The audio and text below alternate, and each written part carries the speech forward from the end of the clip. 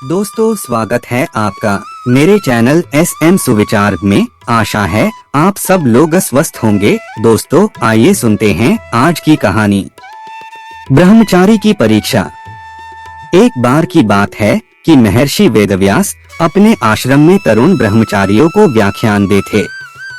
इस व्याख्यान के दौरान वे बता रहे थे कि तरुण ब्रह्मचारियों को स्त्रियों से हमेशा सावधान और सतर्क होना चाहिए, क्योंकि काम का आवेग बहुत शक्तिशाली होता है।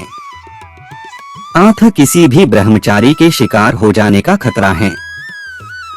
यह सुनकर वहां उपस्थित ब्रह्मचारियों में से एक तरुण ब्रह्मचारी खड़ा हुआ और बोला, गुरुजी, आपका कथन गलत है। मुझे कोई भी स्त्री अपनी ओर आकर्षित नहीं कर सकती।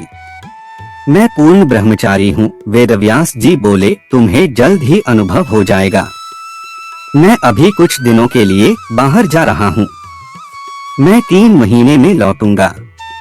सावधान रहना और अहंकार में आकर अपनी अति प्रशंसा मत करना। महर्षि वेदव्यास ने अपनी योगिक शक्ति से एक ऐसी सर्वांगपूर्ण सुंदर युवती का रूप धारण कर लिया, जिसके हृदय को भेदने वाले तीखे नयन, जिसका चेहरा सोने की तरह सुहावना और मोहक तथा जिसका शरीर अति सुंदर वस्त्रों से सुसज्जित था। यह सुंदर युवती संध्या के समय एक पहाड़ पर एक पेड़ के नीचे जाकर खड़ी हो गई। अकस्मात बादल इकट्ठे हो गए और वर्षा प्रारंभ हो गई। संयोग से उस समय जैमिनी भी जंगल से आते हुए पेड़ के पास से ही गुजर रहा था। उस युवती को जंगल में ऐसे अकेला देख उसे दया आ गई। उसने उसे संबोधित करते हुए कहा, अरे देवी जी, अगर आप बुरा ना माने तो मेरे साथ आकर मेरे आश्रम में ठहर सकती हैं। युवती बोली, क्या तुम अकेले रहते हो? क्या वहाँ कोई अन्य स्त्री है?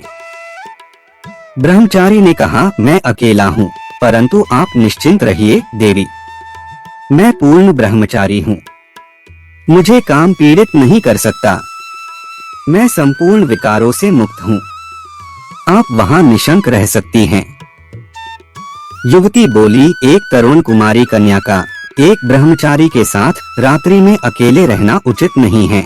ब्रह्मचारी ने कहा, देवी, भयभीत मत होइए, मेरा विश्वास कीजिए, मेरा ब्रह्मचर्य पूर्ण है।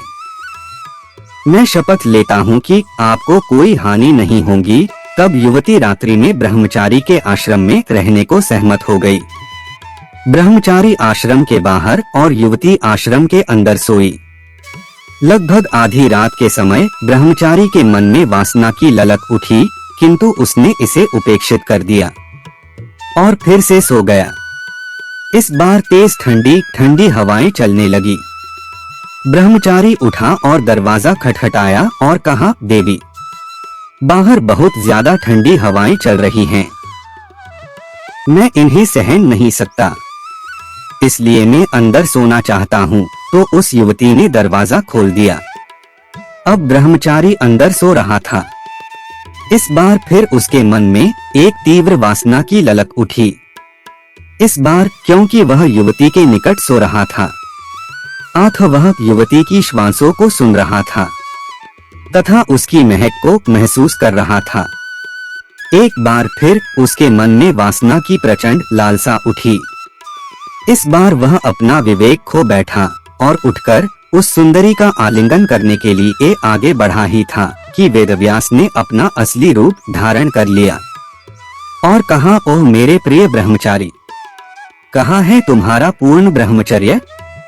क्या तुम अब भी पूर्ण ब्रह्मचर्य में स्थित हो? क्या कहा था तुमने जब मैं व्याख्यान दे रहा था? ब्रह्मचारी ने शर्म से अपना सिर झुका लिया और बोला, गुरुजी, मुझसे बहुत बड़ी गलती हो गई, कृपया मुझे क्षमा कर दीजिए। दोस्तों यह दृष्टांत हमें बताता है कि जब एक महान इंसान माया के प्रभाव से छला जा सकता है तो हम क्या चीज हैं। इसलिए एक ब्रह्मचारी को हमेशा सावधान रहना चाहिए। दोस्तों कमेंट करके बताएं कि आपको हमारी यह कहानी कैसी लगी। पसंद है तो इसे लाइक और शेयर करें और ऐसी ही मजेदार कहानियां सुनने के लिए चैनल को सब्सक्राइब करना ना भूलें। मिलते हैं जल्दी ही एक और नई कहानी के साथ। तब तक स्वस्थ और खुश रहें। नमस्कार।